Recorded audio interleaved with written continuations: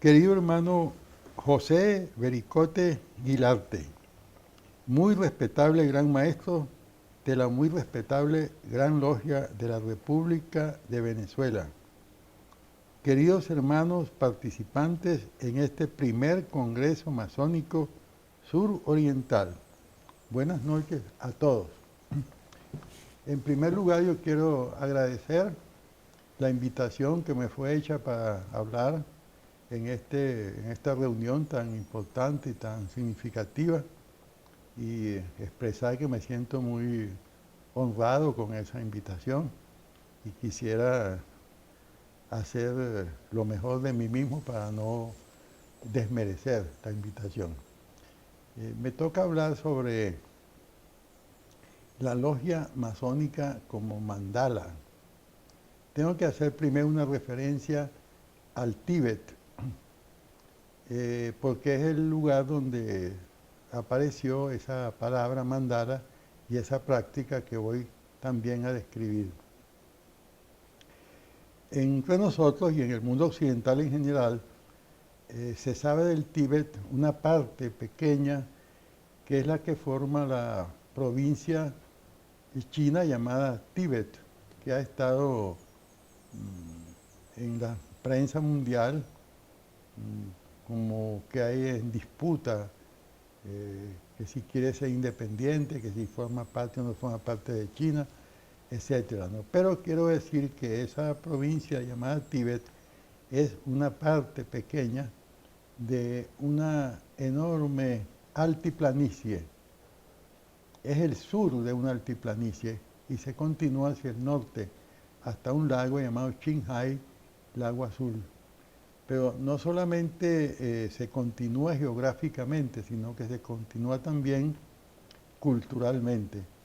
O sea, los pueblos, campos, templos, monasterios que están en esa altiplanicie del norte tienen la misma cultura que tiene la parte conocida por nosotros como Tíbet.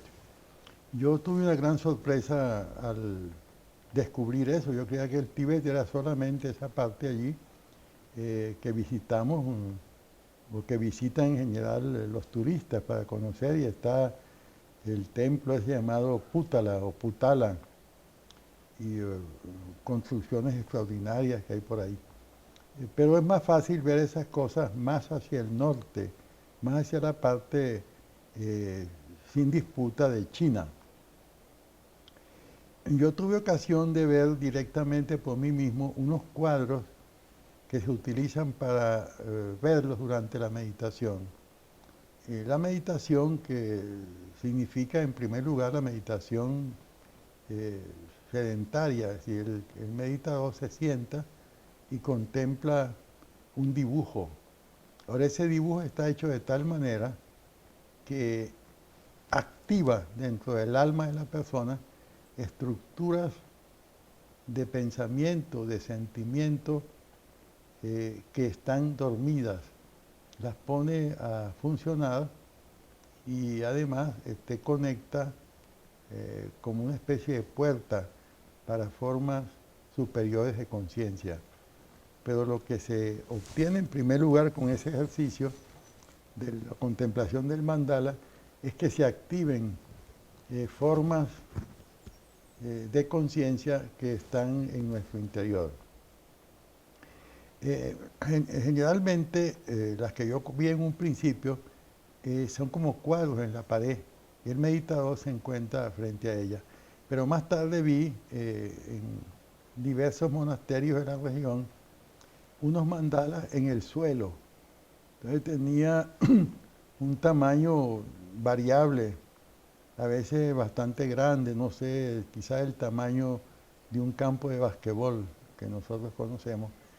Y eso tendría también dibujos y 5 colores que representan los 5 elementos. Por cierto que el quinto elemento para ellos es el espacio. El espacio es considerado no como un ámbito en el cual están todas las cosas, sino como un elemento comparable con la tierra, el fuego, el aire y el agua. Estuve observando atentamente eso y sé que aquí en Venezuela y en diferentes países del mundo hay grupos de personas que estudian eh, la cultura tibetana en un plan de reverencia, con la finalidad de tener una iluminación del alma. Y precisamente utilizan también mandalas. Y últimamente supe que en Venezuela, en la isla de Margarita, hay ya un mandala en el suelo, con todas las características del mandala tibetano. Ahora bien, esa admiración que se siente por los mandalas tibetanos es característica de personas que no conocen una logia masónica. Cualquier persona que conozca una logia masónica y después conozca un mandala dibujado en el suelo, sabe que la logia masónica es un mandala y tiene características especialmente importantes y significativas. El tamaño de la logia, con el corte áureo que tiene la proporción de lo largo y lo ancho, y luego las posiciones de los funcionarios y de los diferentes miembros de la reunión de la logia, todo aquello configura una estructura que evoca en el alma y hace nacer en el alma estructuras que estaban dormidas.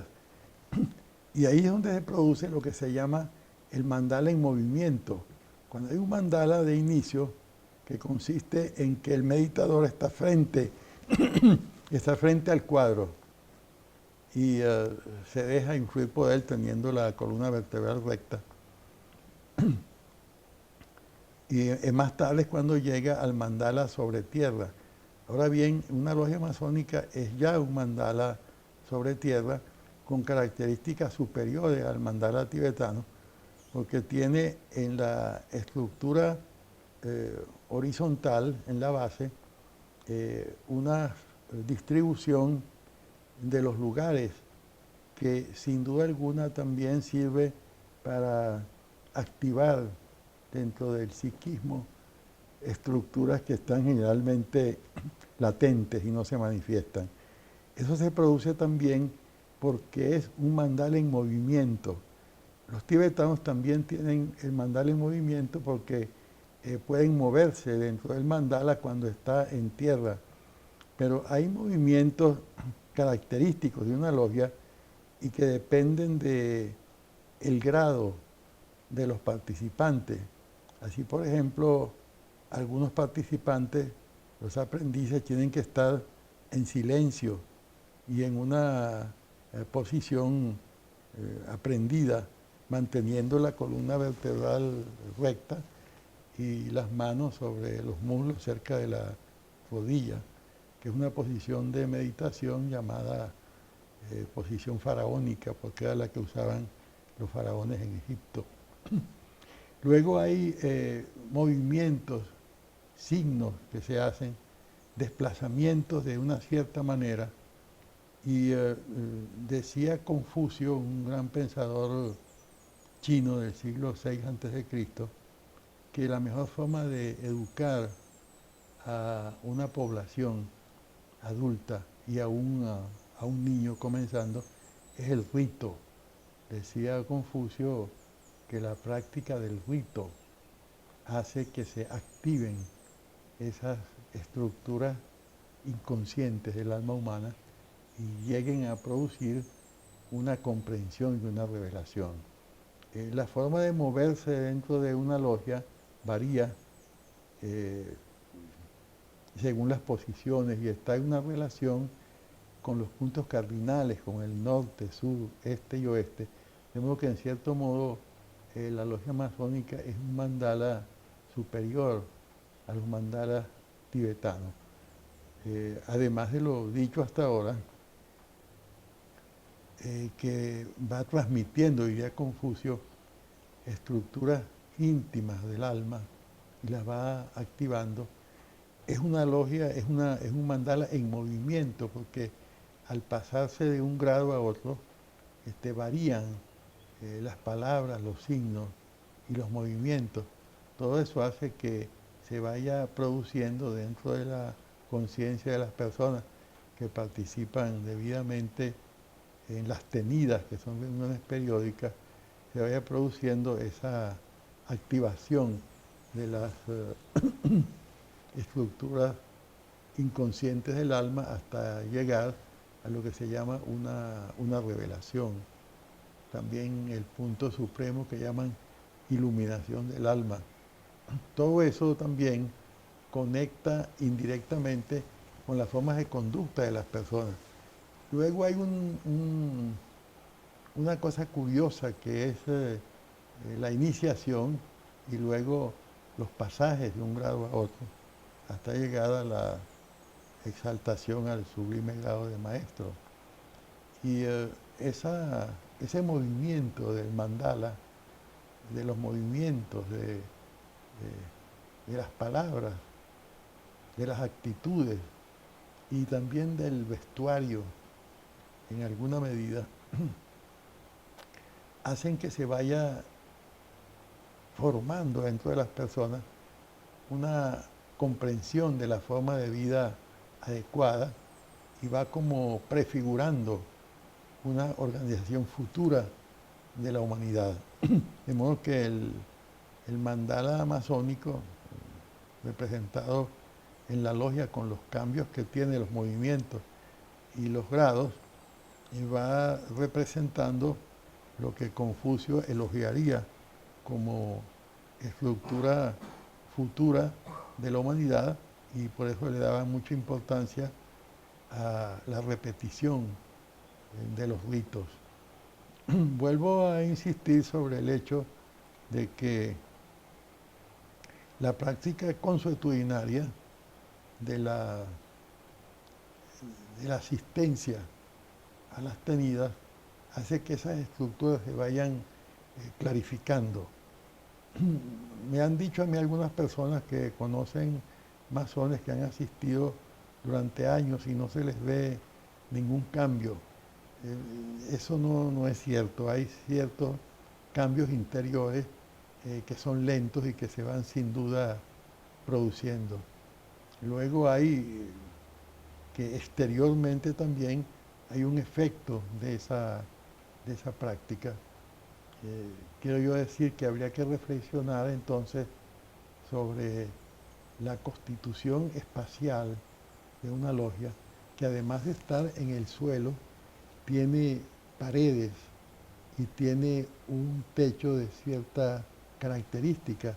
De modo que el mandala en el suelo, con sus movimientos previstos y rituales, está fortalecido, está hecho más fuerte, intensificado por lo que está dibujado o colgado en las paredes y que cambia también según los grados. Y generalmente cuando una logia está bien hecha, tiene en el cielo raso, en la parte alta, unas referencias al cielo estrellado y a las constelaciones. También la distribución de los lugares de entrada y salida al mismo tiempo, ¿no?